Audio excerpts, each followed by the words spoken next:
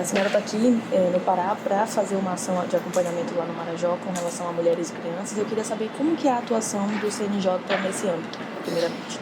Em verdade, a gente é responsável por todas as políticas nacionais do Judiciário, a gente faz a coordenação da atuação dos juízes e tem direcionado as políticas públicas, especialmente as do Plano de Ação para a Primeira Infância. É um plano que a gente aprovou no Conselho, que tem mais de 300 entidades.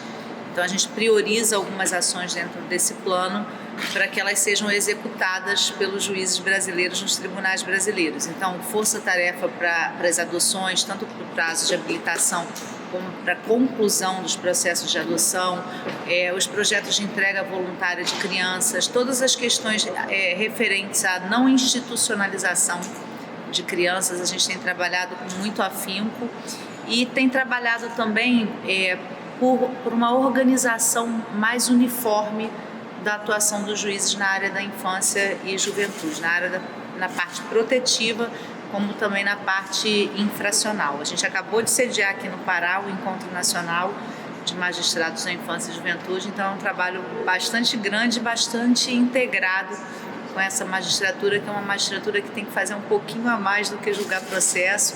A gente precisa muito trabalhar com os equipamentos públicos, com as autoridades do Executivo, do Legislativo. É uma área que depende de uma interdisciplinariedade e não é só o trabalho de julgar processo. A gente sabe que a Ilha do Marajó é uma região com baixo desenvolvimento. A senhora enxerga mais desafios de fazer esse trabalho aqui na Amazônia?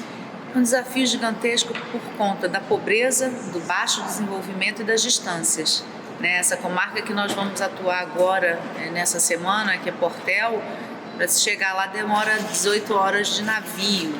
Então, imagino como é o cumprimento de mandados, de prisão, de intimação, tudo é muito difícil porque as localidades são distantes e às vezes nas localidades eu pude ver o trabalho dos oficiais de justiça, são 2 residências só e depois você anda mais 3, 4 horas em Rio e a gente tem a dificuldade de investimento público lá. Então, esse trabalho ele tem um enfoque muito grande na mobilização das prefeituras, no treinamento educacional, um treinamento nas escolas, explicar quais são as violências para essas pessoas e gerar uma integração entre a assistência social dos municípios e essas pessoas que cuidam da saúde e da educação nos municípios. Nosso papel no judiciário é julgar os processos e para julgar esses processos o Tribunal de Justiça está dando todo um aporte para nós, que é o aporte de oficiais de justiça para cumprimento dos mandados e dos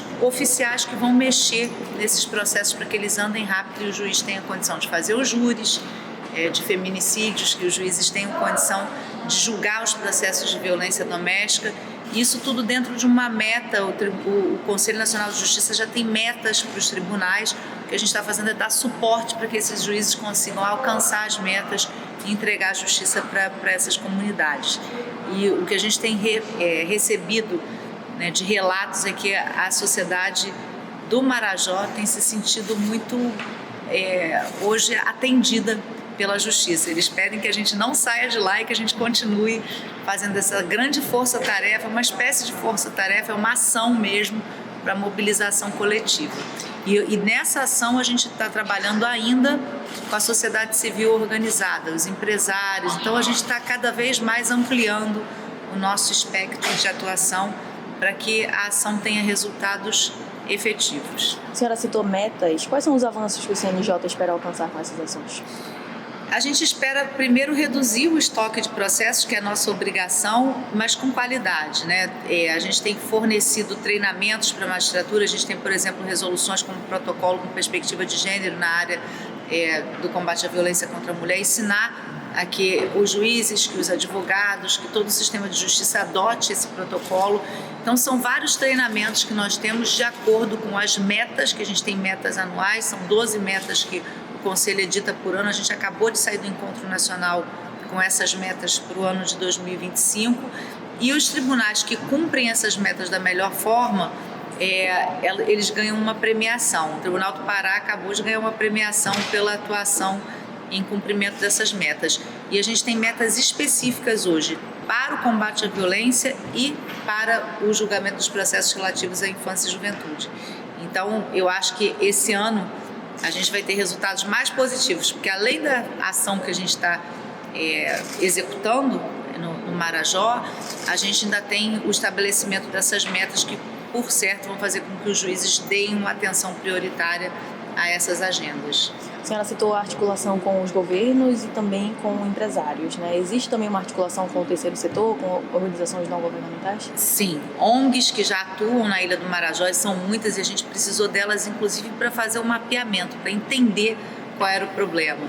E a partir da compreensão do problema, a gente está trabalhando também com sociólogos, com a universidade. Agora mesmo tem um sociólogo fazendo todo um mapeamento para nós dos projetos sociais que já existem, para a gente fomentar que esses projetos se ampliem e que essas pessoas tenham condição de sobrevivência, porque a gente sabe que não adianta a gente só atacar de forma repressiva, né? A questão, a gente precisa prevenir. Prevenir é com emprego e com educação. Então, as ONGs estão ajudando muito a gente nesse mapeamento, porque já atuavam, né? ONGs que não trabalham só com a questão da violência, mas que trabalham com empreendedorismo, com outras ações. E a gente tem mobilizado aí o setor público, não só o governo local, com os prefeitos, mas também o governo estadual. A gente tem um aporte muito grande aqui do governo do estado do Pará para fazer essa ação, porque a gente precisa de deslocamento, né, e que os equipamentos funcionem. E uma coisa muito interessante é que, em razão da distância, a gente detectou que os pontos de atendimento podem ser eletrônicos. Então, a gente está instalando os PIDs, né, que são esses pontos de atendimento remoto, para que mesmo nos lugares distantes a população tenha acesso. E a gente deseja também, tem um ponto remoto, inclusive em Portel, que vai ser dentro de uma embarcação. Então, a gente entende, a gente compreende qual é a realidade do local, mas a gente também tem vontade de que as itinerâncias que já acontecem com a Defensoria Pública, né, e com o sistema de saúde, que elas sejam mais permanentes, que a população saiba que a justiça volta naquele período e eles se sintam seguros, então, de acionar o sistema de justiça. O que nós encontramos, quando chegamos pela primeira vez, foi uma desarticulação entre todos os atores. Então, descobrimos que o 190 para denúncias não funcionava muito bem. Agora descobrimos em Portel que o Conselho Tutelar também não estava com o telefone funcionando. E isso tudo voltou a funcionar, né? A gente está com as atenções voltadas para a Ilha do Marajó e a gente tem ainda um pedido para o governo do estado que parece que vai ser atendido, de instalação de usinas da paz, né? Tem a programação de uma usina da paz para ser instalada lá no Marajó e nessa face mais pobre, que é a face voltada para o Amapá. Então, a gente fez um mapeamento, não é alguma coisa que tenha sido, né, tirada da nossa cabeça. A gente fez um mapeamento, a gente tem um plano de ação e a gente espera que ao final de um ano, que é esse plano que nós começamos a executar nesse ano de 2024, e ao final do ano de 2025 os resultados sejam positivos para essa sociedade que é tão carente e carente de justiça também.